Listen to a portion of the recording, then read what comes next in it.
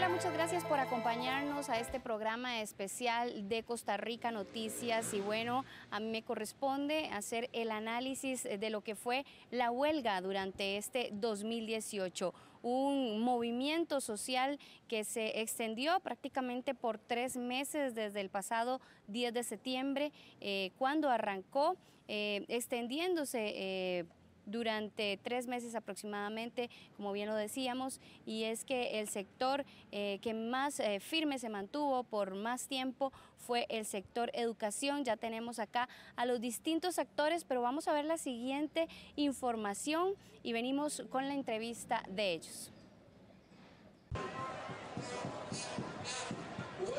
El 10 de septiembre del 2018 pasará a la historia del país, pues arrancó una huelga en contra del proyecto de ley de fortalecimiento de las finanzas públicas, el 20.580, la cual se extendió por 3 meses. Una de las áreas más sensibles, porque está en juego la salud de los costarricenses, fue la huelga en la Caja Costarricense de Seguro Social, quienes permanecieron un mes en paro, por lo que se perdieron 114.000 citas y 3.600 cirugías. Una huelga que tuvo un costo muy significativo, que como he insistido, la pagamos todos los costarricenses, y eso creo que aunque logramos con el ejército que tenemos en salud que no se deterioren los indicadores, no podemos negar que fue el hecho más relevante que tuvimos este año. Otro sector afectado de manera más extensa fue el de educación, donde se perdió un trimestre completo debido a la huelga. Según reportes del Ministerio de Educación, en el pico más alto del movimiento tuvieron hasta un 80% de los educadores sin dar lecciones. Por su parte, los costarricenses también les preocupaba muchísimo el abastecimiento de combustibles durante la huelga. Sin embargo, en todo momento se garantizó el producto a los usuarios. En total, 1.224 empleados de Recope se unieron ese 10 de septiembre, pero fue perdiendo fuerza con el pasar de los días, pues para octubre ya se había retirado un 17.8% de los empleados de Recope. Con el pasar de los días, distintos tribunales fueron dando veredictos con respecto a la huelga. La primera en ser declarada ilegal fue el CNP, y así muchas otras, como el PANI, el INA, Salud, el Ministerio de Educación Pública y Recope. Un total de 46 instituciones del gobierno se unieron a esta huelga histórica del 10 de septiembre del 2018. Esta huelga ha causado un daño difícil de reparar. Realmente es una circunstancia que todos lamentamos y que los padres de familia han sabido medir, han sabido manifestar su disconformidad, igual que los estudiantes. Y aquí hay que reconocer el trabajo muy arduo que han desarrollado quienes han estado siempre ahí. El ministro de Trabajo, Steven Núñez, fue quien estuvo con la negociación de los sindicatos y el que llevó el pulso a la huelga por parte del gobierno. Además, él apostó por el diálogo. Nosotros hemos continuado por esta ruta del diálogo, consideramos que ese es el camino costarricense y no vamos a renunciar a ese camino, siempre y cuando tengamos espacios para continuar en conversaciones y acercamientos con la unidad sindical, lo haremos porque consideramos que es la ruta correcta, así como también hemos señalado que el gobierno tiene una inmensa responsabilidad para todos y todas las personas costarricenses. El 2019 podría estar marcado por nuevos movimientos sociales, al menos así lo han externado los distintos sindicatos del país. Hacemos una pausa comercial, ya volvemos con don Luis Chavarría, con don Albino Vargas y con don Gilberto Cascante, quien se encuentra con nosotros para ampliarnos este análisis de la huelga 2018.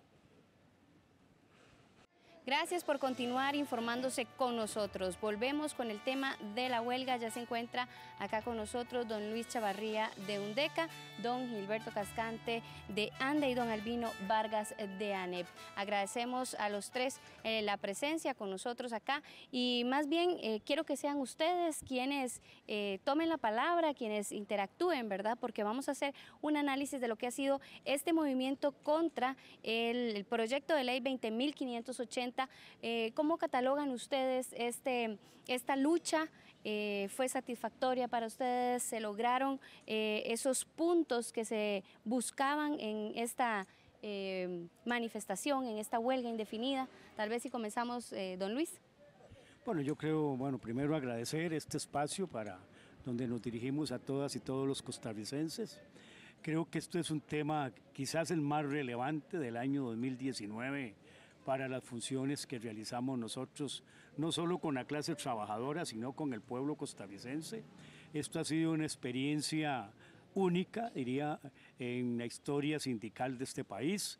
Ha sido la unificación no solo del movimiento sindical, sino de diferentes sectores sociales que se fueron uniendo poco a poco. Pero también es importante mencionar que antes de esta huelga ya se habían sumado otros movimientos que habían contado con gran apoyo de los sectores costarricenses, que lógicamente no ven ninguna solución a los grandes problemas que los políticos llegan cuando llegan a la Asamblea Legislativa ni al gobierno. Así es que bajo esa perspectiva fue una experiencia muy cívica, muy patriótica, con mucho aporte. Quienes tenemos más de trabajar en estas líderes, pues lo comprendemos. Pero yo quisiera hacer un llamado al pueblo costarricense y a las organizaciones sociales.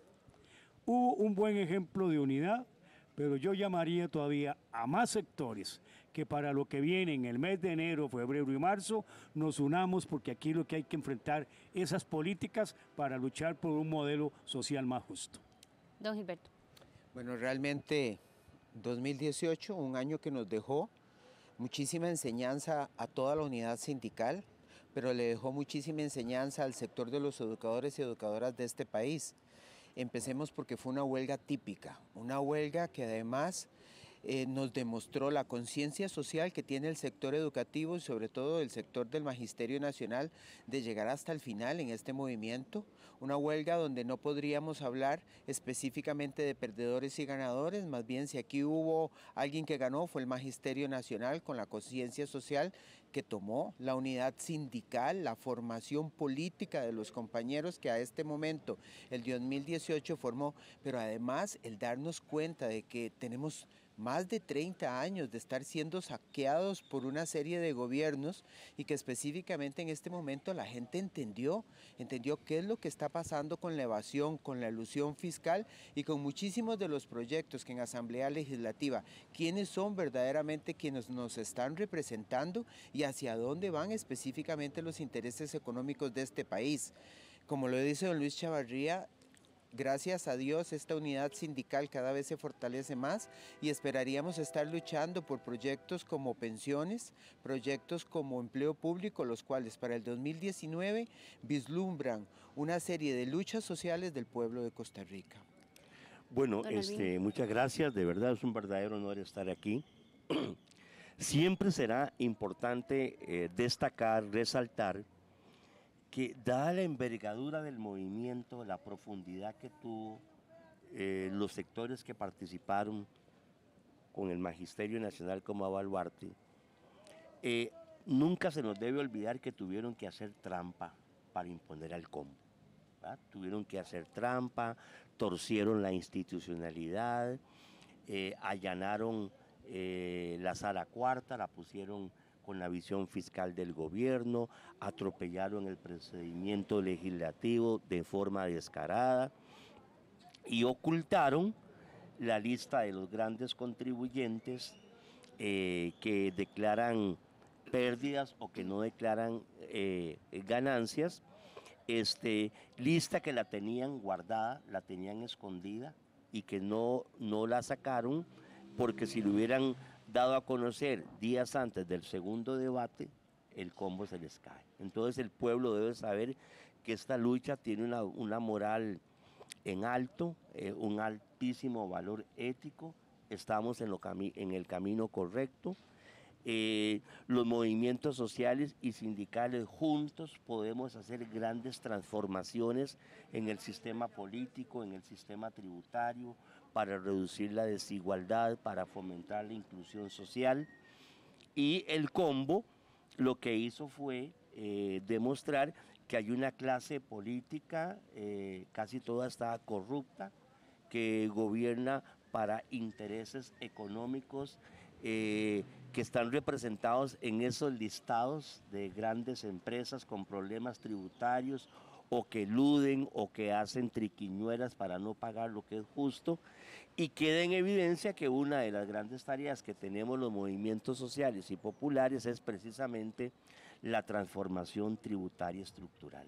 La transformación tributaria estructural, porque Costa Rica no puede seguir con un sistema tributario tan corrupto que perjudica a las mayorías, que beneficia a los que ya de por sí tienen mucha plata y que lo que hacen es endeudar al pueblo con la deuda pública que ya está en niveles inmanejables y que si no nos pellizcamos como sociedad, como pueblo, nos van a pasar todavía más por encima. Afortunadamente, como dicen el colega Luis y el colega Gilberto, la unidad sindical y social se salió fortalecida y se va a mantener. Estamos justamente en el Boulevard de la Asamblea Legislativa. Fue aquí donde ustedes, con todo el movimiento que se realizó durante 90 días aproximadamente, llegaban hasta acá, hasta la Asamblea Legislativa, para buscar esa desaprobación o ese retiro de este proyecto 20.580. ¿En algún momento pensaron ustedes, una vez que se aprueba en segundo debate, que se publica, que esto podría ser una derrota, que esto podría no haber alcanzado el objetivo de esa lucha que dieron por tantos días? La pregunta es para los tres.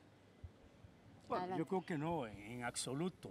La clase política y el presidente de la República lo que hace es justificar todas las acciones que hicieron, muchas de ellas indebidas, como ya se ha mencionado aquí, utilizar todos los subterfugios para engañar a la población costarricense, para ocultarle todo lo que no se le había hecho a este país. La clase política lo que trata es de hacer ver que lo que ha ganado es el pueblo de Costa Rica con lo que han aprobado. Nosotros decimos todo lo contrario. Aquí el gran perdedor en este sentido ha sido la clase política, porque no quiso escuchar a los sectores sociales de ninguna índole, ni el sindical, ni el campesino, ni el agricultor, ni el estudiantado. Y eso lógicamente a nosotros nos da una fortaleza para los próximos meses que vienen, que es que tenemos esa gran posibilidad, no solo de elaborar una estrategia para venir ya a enfrentarnos con mucho mayor fuerza a estos gobiernos, que sepan que no nos han derrotado, que sepan que no nos hemos rendido y que nos preparamos con mucho más fuerza para las futuras luchas que nos corresponden en el año 2019. Bueno, para hablar acá, yo lo dije desde un primer inicio, hablar de ganadores o perdedores es muy relativo. Hay alguien que se va a tener que comprar o comer, como algunos dirían, una deuda política, y ese va a ser el gobierno. La figura de Carlos Alvarado en este momento es una de las más deterioradas que tenemos de los últimos años. Un pueblo que ha tomado conciencia del poder que tiene el Fondo Monetario Internacional, los intereses muy claros de la OCDE, la Organización del Comercio y el Desarrollo Económico, pero además la línea política que ha seguido este gobierno. Y lo vemos, no hemos terminado el año y el gobierno sigue con Epsi Campbell demostrando específicamente cuál es su línea de trabajo y hacia dónde va, defraudando al pueblo y defendiendo a la clase política más rica de este país. Los ricos son ricos porque siempre tendrán forma de defender su capital, pero el pobre, que es la mayoría de los trabajadores de este país con salarios menores a 300.000 colones, va a tener que salir a la calle y seguir luchando por sus derechos. Y eso va a demostrarlo en el 2019. Un pueblo que definitivamente tomó conciencia de la manera en que se están evadiendo y se están llevando los dineros hacia paraísos fiscales y que muchos evasores y elusores de este país no quieren pagar lo que realmente deberían pagar. Creo que hablar de ganadores y perdedores en este momento es muy difícil en un gobierno que definitivamente el pueblo de Costa Rica le cobrará esa deuda política. Bueno, yo lo que creo también es en el poder de lo que llamamos nosotros la democracia de la calle. La democracia de la calle es ahora más legítima que la propia democracia electoral. ¿Por qué? Porque si algo nos demostró Alvarado y el grupo que ganó, es que una cosa es votar y otra cosa es elegir. Muy distinto eso.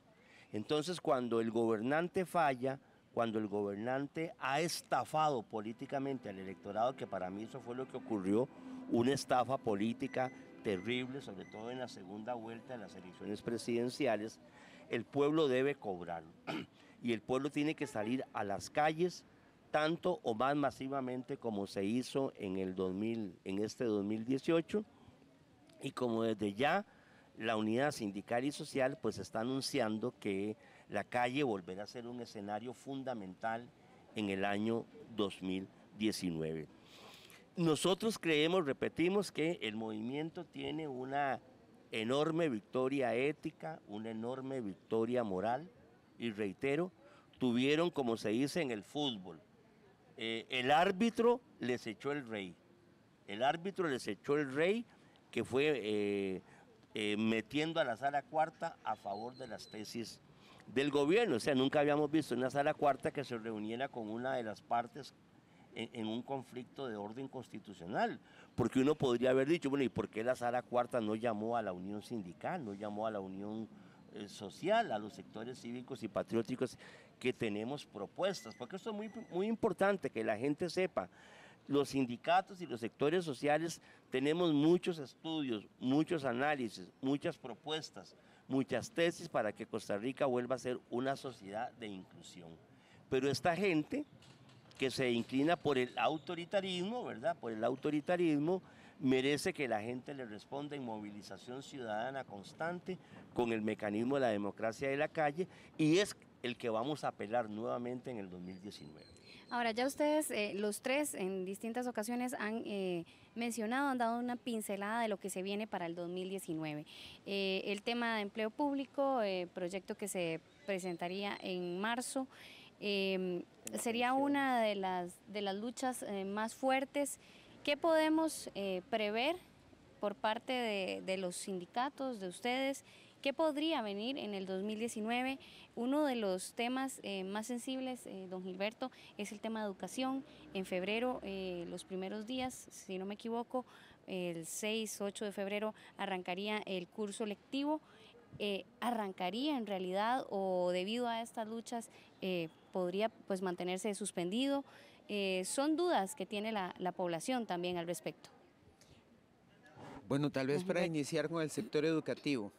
2019 vaticinamos posiblemente, porque no tenemos aquí la aureola del futuro, pero sí vemos un pueblo más consciente de su situación, un pueblo más preocupado por lo que está sucediendo, un país en el que va a sentir específicamente que las cosas se ponen mucho más caras, con mayor dificultad para llevar el alimento a la mesa de sus hogares. Así que el sector educativo no se va a quedar tranquilo. Posiblemente el 2019 nosotros vayamos a tener que sentarnos por junta paritaria con el gobierno, como lo hemos venido haciendo a partir de esta semana, donde tenemos que ver nombramientos, donde tenemos que ver recargos, donde tenemos que ver una serie de aspectos para que se pueda ejercer el buen funcionamiento del curso lectivo. Eso no significa que dependiendo de la manera en que se mueva la Asamblea Legislativa, no estemos listos o preparados para que se pueda dar cualquier cosa antes de que inicie el curso lectivo del 2019. La gente está brava.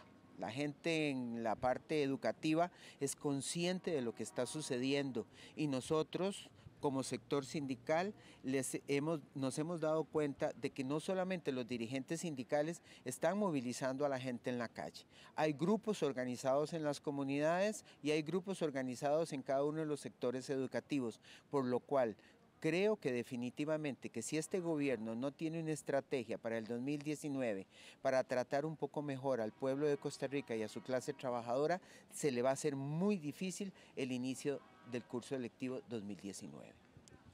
Bueno, nosotros creemos que hay que defender la ley de la reforma procesal laboral.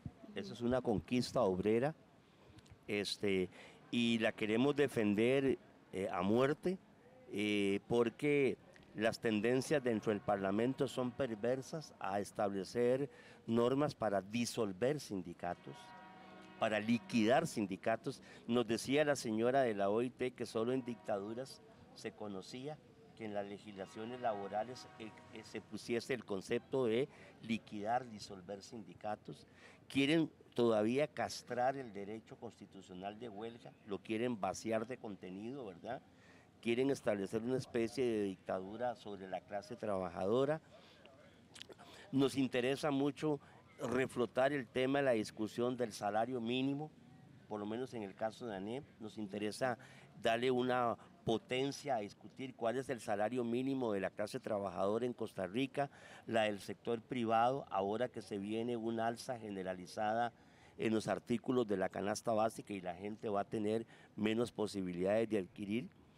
Y por lo menos esta es una opinión muy personal, ¿verdad? Porque tenemos que discutir en la Unión Sindical y Social. Vos no podés hablar de empleo público si no hablas de sistema tributario. Si vos no hablas estratégicamente del sistema tributario, con todo lo que ha salido a flote, con las listas, las que faltan, con la robadera, con lo que pasa en aduanas, con las exenciones y las exoneraciones. Porque hoy queda más claro que nunca dos cosas. Uno, la clase trabajadora asalariada no roba impuestos, no roba impuestos, se lo roban los grandes consorcios corporativos. Dos, el déficit fiscal no se debe a los salarios de los empleados públicos. Los empleos públicos pagan incluso el impuesto de renta cuando compete deducido de planilla. Los que roban son otros. Y este país no puede avanzar si no discute eso, si no lo discute, y estamos preparados para eso, ¿verdad? Para la movilización popular. No podemos hablar la discusión con los agricultores, ¿qué vamos a hacer con la agricultura nacional? La vamos a terminar ya de una vez de extinguir. Cuando hoy en día muchos países, sobre todo desarrollados, se preocupan por la soberanía y la seguridad alimentaria, ¿verdad? Entonces, de verdad que la agenda es riquísima en darle nuevo nivel a la articulación sindical y social y más movilización ciudadana y con más intensidad que la que se vio en este año. Don Luis. Bueno, esto es una lucha que lógicamente el pueblo costarricense y las diferentes organizaciones sociales debe de ser permanente. Aquí queda bien claro con el gobierno de Carlos Alvarado, con la persona de Rodolfo Pizar Rocafort, con el diputado Carlos Benavides, de que aquí lo que hay en la Asamblea Legislativa en estos momentos es una clase política empresarial, porque la agenda es así, política empresarial. Y dando el caso de la duda de algunos diputados que no lo son, pues son obedientes a esta clase política empresarial. Entonces, si estamos rodeados acá de una serie de diputados, en su mayoría, que obedecen a estos intereses, ya demostrados con esta lista de evasores, de que reportan deudas de empresas que yo creo que en este país ningún costarricense va a creer que estas empresas tienen cero ganancias o tienen pérdidas. Aquí queda demostrado de que este gobierno es político empresarial, es de derecha, que va contra el pueblo, que va contra la clase trabajadora, y tenemos que organizarnos entonces desde esa perspectiva. Pero además, reitero, esos proyectos de empleo público y de reestructuración del Estado es para venir a destruir estas instituciones. Hay interés en entregarle servicios públicos a la empresa privada, de la educación, de la salud, del ICE, para favorecer más las ganancias de este sector empresarial. Y lógicamente, bajo estas circunstancias, si se deterioran o se desmantelan o se cierran servicios públicos para entregarlos a la empresa privada, pues lógicamente, ya aquí con fines de lucro, quienes van a pagar todavía más los platos rotos son los costarricenses, que necesitan mucho de estos servicios y de estas instituciones que por muchos años sirvieron para el desarrollo de este país. ¿Se manejaría un poco diferente en el tema de salud, de la caja, de los servicios, la prestación de los servicios, en vista de que, bueno, cirugías y citas se perdieron en gran cantidad este año? Bueno, yo creo que eso va a depender de la actitud y de la posición del nuevo presidente ejecutivo de la Caja y de la Junta Directiva. Dentro de este plan, reiteramos, de este gobierno, no hay duda que también se pretende afectar la Caja.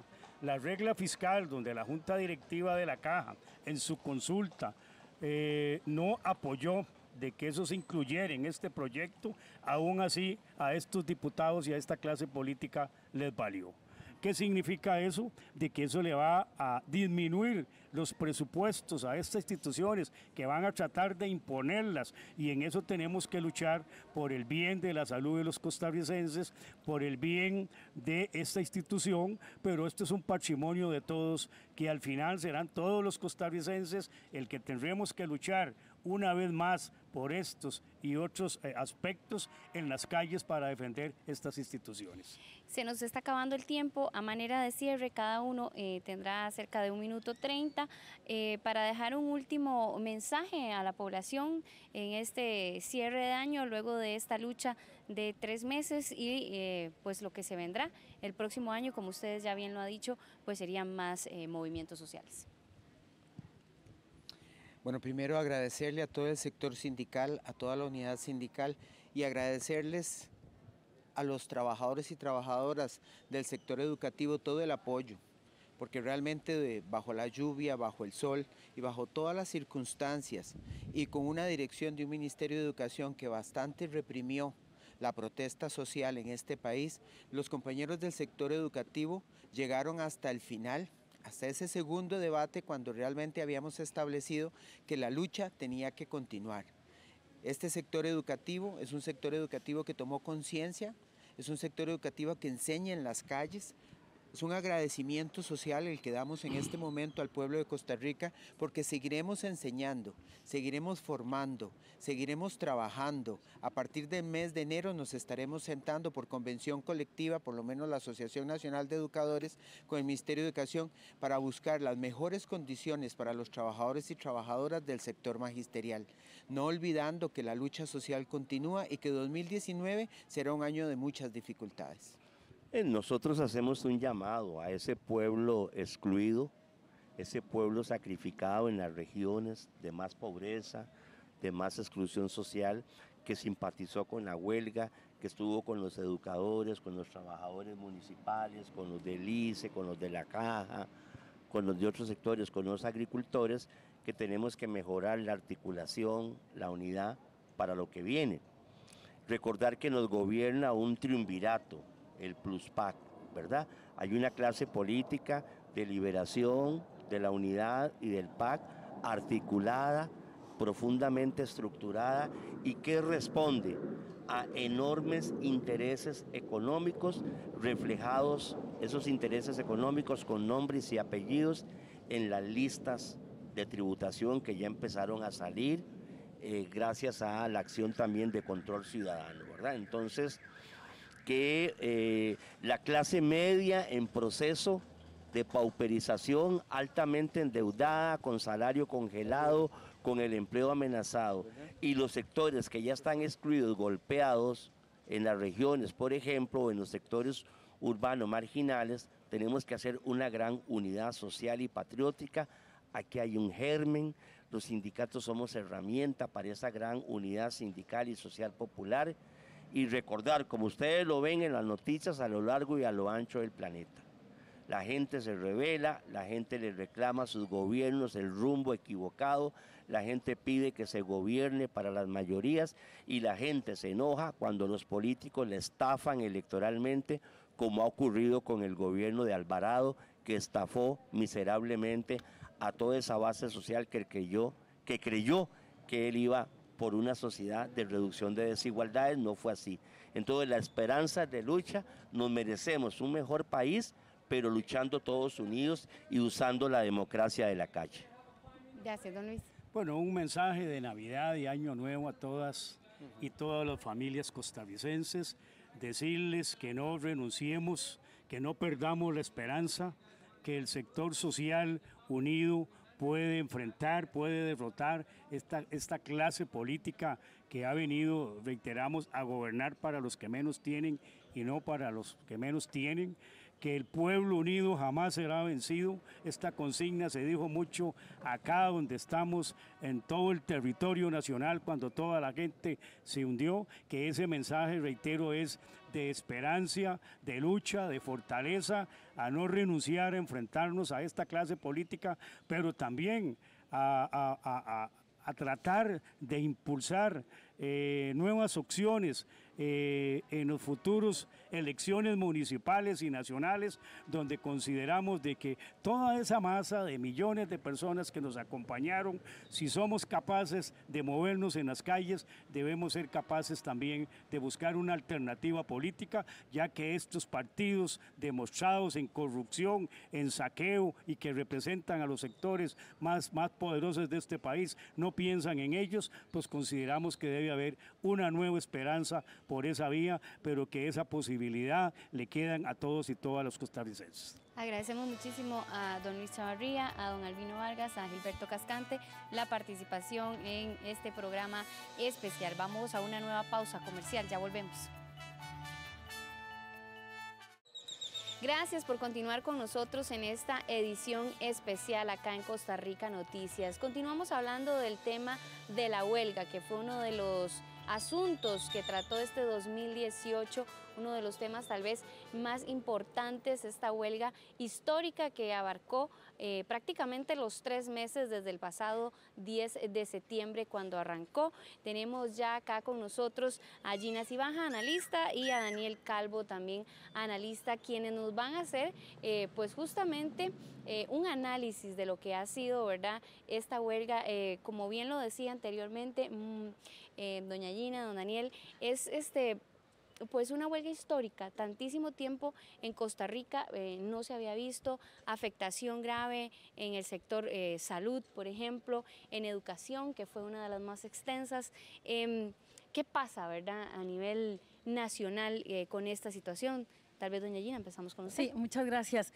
Creo que esta huelga lo que puso en evidencia fue justamente los clivajes que tiene nuestra sociedad, es decir, las grandes incisiones que tiene nuestra sociedad y cuáles son las prioridades para los diferentes grupos o los diferentes gremios, ¿no? Porque en realidad a mí me parece que la huelga tuvo una visibilidad poca o casi nula en medios de comunicación, por un lado, y por el otro tenían una estrategia poco articulada, y esto hizo que de alguna manera fueran cediendo los grupos sindicales y los diferentes empleados públicos que estaban en huelga, que hizo que no se lograra identificar una agenda clara que tenían ellos, y esto ante la ciudadanía genera todo un descontento porque los funcionarios públicos somos pagados por fondos públicos, ¿no? Entonces genera en el imaginario colectivo la idea de que es gente que está desperdiciando recursos y que además no está haciendo bien su trabajo. Y a mí esto me parece que es lamentable porque la posibilidad de plantear o de presionar en la toma de decisiones es un derecho fundamental en cualquier democracia, pero no se logró aprovechar bien este derecho fundamental porque no había una agenda lo suficientemente articulada. Daniel Calvo. A mí me parece que hay una pregunta fundamental que uno debe de hacerse si realmente quiere comprender lo que fue la huelga. Y la pregunta es, ¿qué realmente buscaba la huelga?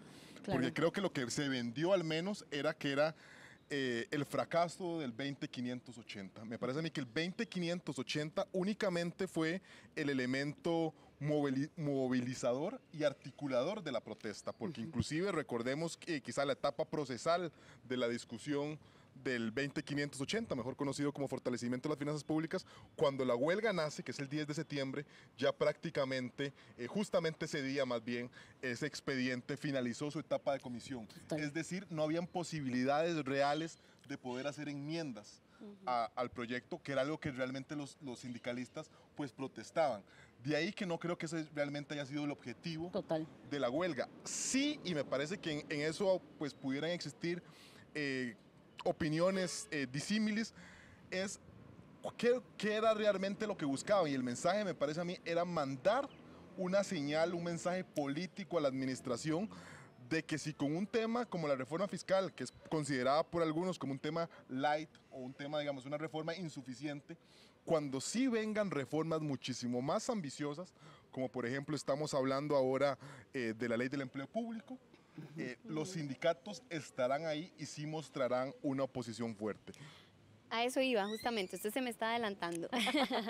Bueno, el proyecto 20.580, como usted bien lo dice, al final pues se aprueba, se publica. Esto significaría una derrota para los sindicatos, una victoria para el gobierno, o no necesariamente es así. cuál es la situación en la que nos movemos, y ahorita analizamos también pues lo que podría venirse, ¿verdad? Para el 2019. Tal vez hablar de derrotas y de triunfos creo que en política es muy delicado y creo que es muy dicotómico hablar de eso en esos términos. Me parecería más bien que no, insisto, no tuvieron una estrategia clara de mostrar una agenda. Si era lo que plantea Daniel, de que querían visibilizar su fuerza y golpear un poco la mesa, pues yo creo que eso sí se logró. El punto es que ante la ciudadanía y la visibilidad que tuvieron en medios de comunicación tradicionales, no fue lo suficientemente fuerte como para presentarlos con una fortaleza importante. Más bien lo que se hizo fue bajarle el piso, como decimos popularmente, a estos sectores sindicales, diciendo que no tenía ningún sentido. Y me parece que esto se refuerza con el hecho de que no quisieron ni pudieron negociar absolutamente nada, porque era la eliminación del bendito plan fiscal o nada.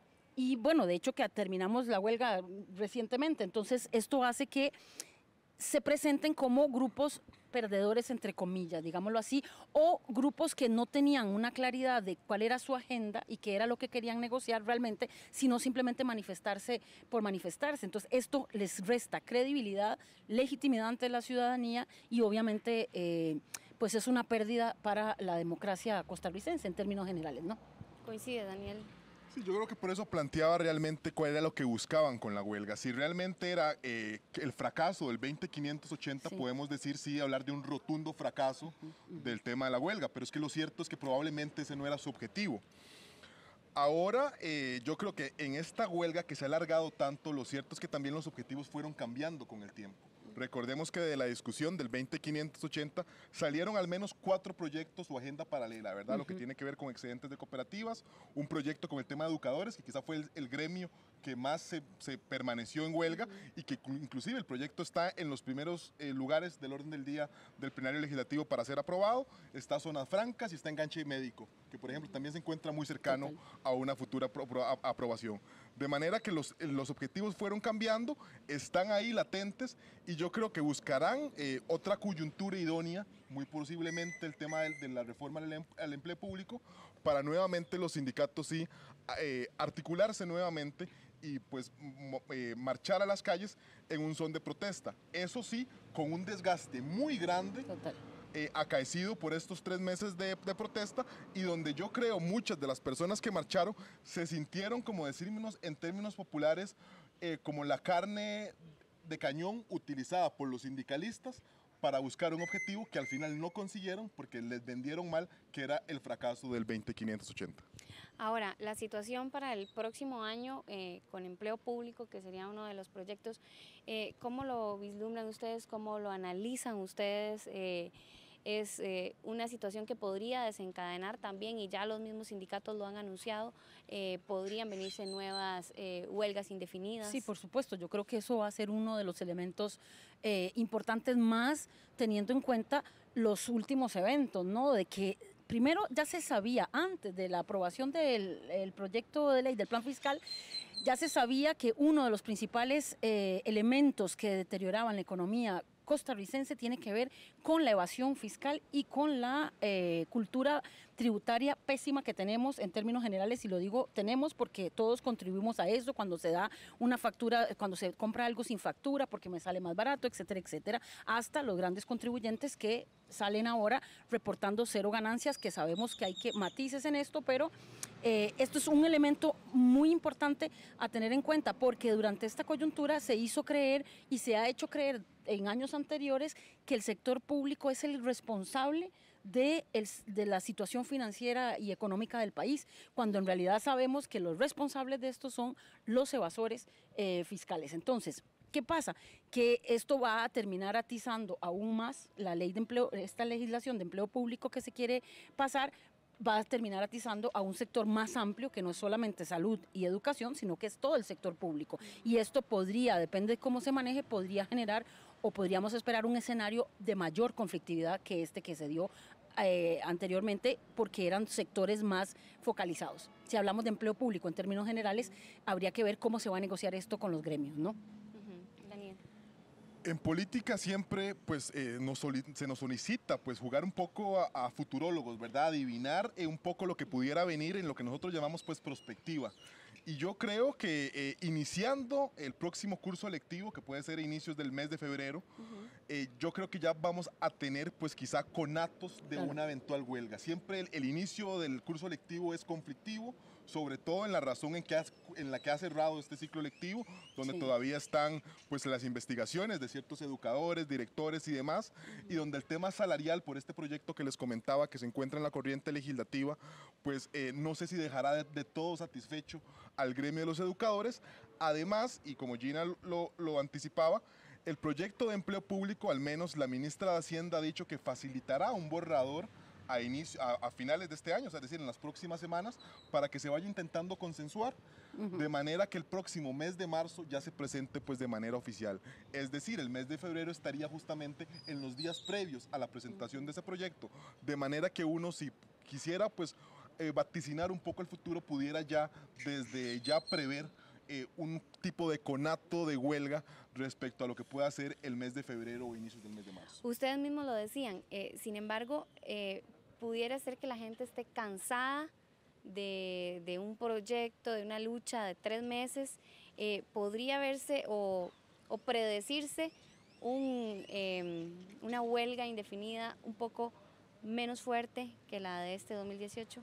Jennifer, qué buena pregunta esa, y es que recordemos que también las consecuencias no solo económicas sino de carácter social que ha arrojado la huelga ha llevado a que los diputados pues presenten un proyecto de ley para regular de mejor manera la huelga, al cual inclusive pretenden darle un mecanismo de vía rápida a 208 bis, y que me atrevería a decir será una de las prioridades en esto que tenemos de aquí a los días que restan del mes de diciembre, el mes de enero, porque será un requisito previo e indispensable. Yo diría así que su aprobación antes de entrar a la ley de empleo público, porque de no aprobarse esa reforma a la reforma procesal laboral, también valga la redundancia, yo creo que pues pudiéramos sufrir nuevamente el tema de una huelga pues prácticamente indefinida o pero muy extendida en el tiempo. Bueno, obviamente yo sí creo que va a haber un nivel de conflictividad muy alto, porque obviamente cuando hablamos de sector de servicio público, estamos hablando de un grupo mucho más amplio que solamente educadores o solamente salud, ¿verdad? Entonces sí me parece que va a haber, uno podría prever un escenario de mayor conflictividad si legislación no se logra negociar con los diferentes gremios, ¿verdad? Si no se llama al diálogo, si no se llama a la negociación para ver qué se incluye y qué no se incluye en ese proyecto, porque obviamente hacer como si no existieran estos gremios es atizar el fuego, ¿no? Creo yo. Entonces tiene que haber un proceso de negociación en estos primeros meses del año 2019 para que estos gremios logren sentirse representados en esa legislación de empleo público, ¿verdad? Y apuntando a lo que dice Daniel, justamente si se da esta reforma, a la reforma procesal laboral, obviamente es una forma de blindar o de acotar aún más la posibilidad de huelga, porque no es que se elimina la posibilidad de huelga, sino que se acota y se generan diferentes indicadores para declarar ilegalidad más fácilmente, ¿no?